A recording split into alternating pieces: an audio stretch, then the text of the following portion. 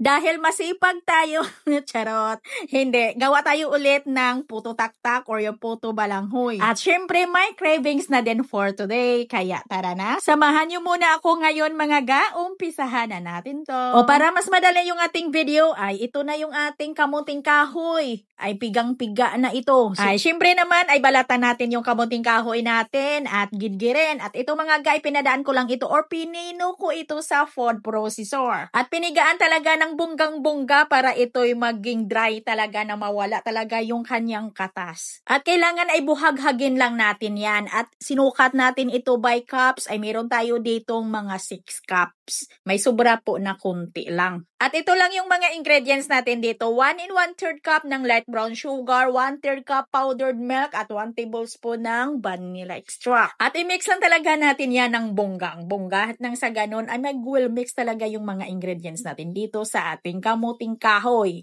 At isit aside ko lang muna yan. Gawa muna ako dito ng bokayo. So dito meron akong mga 3 tablespoon ng margarine. At maglagay ng half cup ng light brown sugar at hintayin lang na ito'y mag-caramelize yung ating asukal.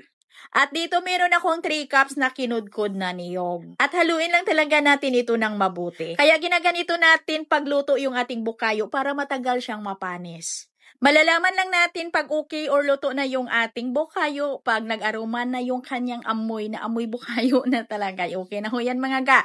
Nag-moist na yung ating niyog. At lagyan natin ito ng mga 1/2 tablespoon ng vanilla extract at nang sa ganun ay dagdag bango ng ating bukayo. Pagkatapos nito ay ilagay natin ito sa photo molder. Medium sizes yung gamit ko dito at banyahan ko lang ito ng margarine at nang sa ganun makasigurado tayo na hindi talaga delicate or kakapit yung ating photo mixture dito pag ito'y naluto na para madali lang siya talagang i-release. At yung ating margarine ay pangdagdag at pang malinamnam na din dito sa ating puto.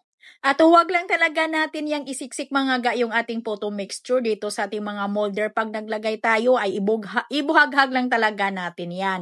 Huwag talaga natin yung isiksik. At lutuin natin ito sa ating steamer. Since na walang mga butas yung ating mga molder, kaya lutuin natin ito sa loob ng 50 to 60 minutes sa katamtamang lakas ng apoy ng ating kalan. Para lutong-luto talaga yung ating mga puto, yung ating kamuting kahoy kasi walang butas yung ating mga puto molder sa ilalim.